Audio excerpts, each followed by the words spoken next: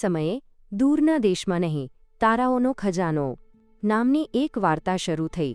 એક વખતે દૂર હિડન આઇલેન્ડ નામનું એક ખાસ સ્થળ હતું.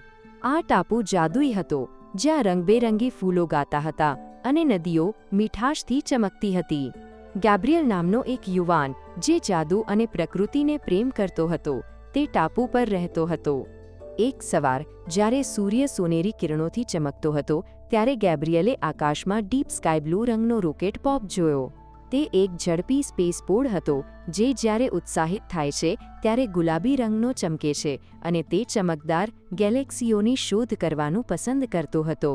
રોકેટ પોપે કહ્યું, હાય ગેબ્રિયલ, શું તમે આજે મને જાદુઈ ગેલેક્સીઓની શોધમાં મદદ કરવા માંગો છો?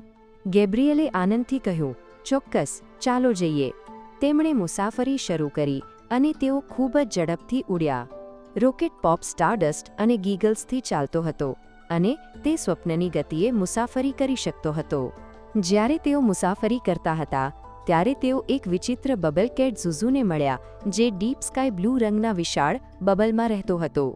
ઝુઝુએ કહ્યું, હું ઝુઝુ છું અને હું જાદુઈ બબલ્સ બનાવું છું, જે ગીતોમાં ફૂટે છે. તેના ફરના રંગની સાથે બબલમાં સંગીત પણ બદલાતું હતું. અચાનક તેઓ નીડલ, ધ નારવાલ નાઇટને મળ્યા, જે એક બહાદુર દરિયાઈ મિત્ર હતો, જેની પાસે ચમકતો હેલ્મેટ હતો અને એક શિંગડું હતું, જે ખજાનાની નજીક હોય ત્યારે ચમકતું હતું. તે ગ્રીન રંગનો હતો. નીડલના શસ્ત્રો જાદુઈ સીશલમાંથી બનાવવામાં આવ્યા હતા. તેણે કહ્યું, હાય મિત્રો, હું નીડલ છું અને હું ખજાનાની શોધમાં છું. નીડલને સાંભળ્યા પછી રોકેટ પોપે કહ્યું, માફ કરજો, મને લાગે છે કે આપણે કોઈ મોટી મુશ્કેલીમાં છીએ. અમારી જગ્યાની મેઘધનુષ્ય ગુમ થઈ ગઈ છે. ગેબ્રિયલે કહ્યું, અરે ના, તે અશક્ય છે. અમારી પાસે તેની શોધ કરવી પડશે. તેથી ત્રણેય મિત્રોએ રહસ્ય ઉકેલવા માટે સાથે મળીને કામ કરવાનું નક્કી કર્યું. તેઓએ ગેલેક્સીમાંથી પસાર થતા ઝબકતા ટ્રેલ્સને અનુસર્યા અને ઝુઝુના સંગીતમય બબલ્સ દ્વારા છોડેલા સંગીતના સંકેતોને સમજ્યા. નીડલના શિંગડાએ છુપાયેલા ખજાના શોધી કાઢ્યા અને રોકેટ પોપની ઝડપે તેમને મુસાફરીમાં મદદ કરી. તેમણે એક પછી એક કોયડાઓ ઉકેલ્યા. ઝુઝુએ તેના જાદુઈ બબલ્સનો ઉપયોગ ગીતો બનાવવા માટે કર્યો, જેણે તેમને આગળના કોયડાઓ તરફ દોરી ગયા. નીડલ તેના શિંગડાથી જાદુઈ દિશાઓ શોધતો હતો અને ગેબ્રિયલ કુશળતાપૂર્વક દરેક વસ્તુનું નિરીક્ષણ કરતો હતો. તેઓ મુશ્કેલ પરિસ્થિતિમાં આવી ગયા. ઝુઝુ તેના બબલથી અલગ થઈ ગયો. ગેબ્રિયલે કહ્યું, ના, ઝુઝુ, મને તારી ચિંતા થાય છે. તું ક્યાં છે? નીડલે કહ્યું, ચિંતા કરશો નહીં ગેબ્રિયલ, આપણે ઝુઝુને શોધીશું. રોકેટ પોપના સ્ટારડસ્ટ અને ગીગલ્સથી તેઓ આગળ વધ્યા. અંતે તેઓ એક રહસ્યમય ગુફામાં પહોંચ્યા. જ્યારે તેઓ અંદર ગયા ત્યારે તેઓએ જોયું કે સ્પેસ મેઘધનુષ્ય તેના રંગો ગુમાવીને અંધકારમય ખૂણામાં બંધાયેલા હતા. ત્યાં એક મોટો અને ભયાનક સ્પાઈડર પણ હતો, જે તેમના રંગો ચૂસવાનો પ્રયાસ કરી રહ્યો હતો. ગેબ્રિયલે ભયાનક સ્પાઈડરને જોયું, પરંતુ ગેબ્રિયલે તેના ડરનો સામનો કર્યો અને તે સ્પાઈડરને ભગાડવા માટે તેની જાદુઈ શક્તિનો ઉપયોગ કર્યો. ગેબ્રિયલે તેના જાદુઈ સ્પેલનો ઉપયોગ કરીને મેઘધનુષ્યને મુક્ત કર્યા અને રંગો ફરી પાછા ફર્યા અને સમગ્ર ગેલેક્સીમાં ફેલાઈ ગયા.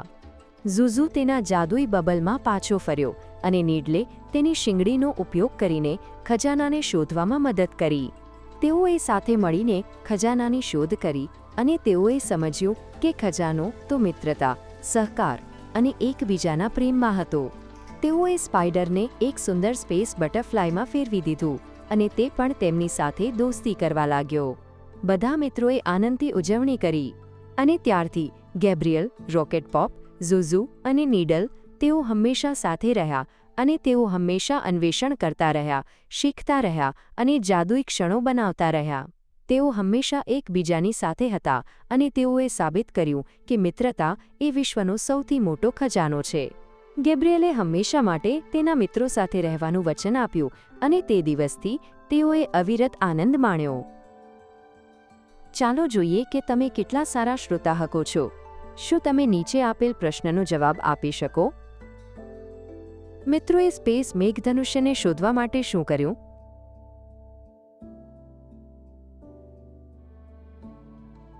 ચાલો જોઈએ તમે કેટલું સારું કર્યું.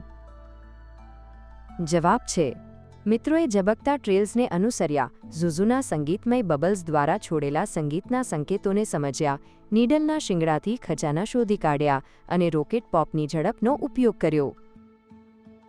તમે ખૂબ સરસ કામ કર્યું.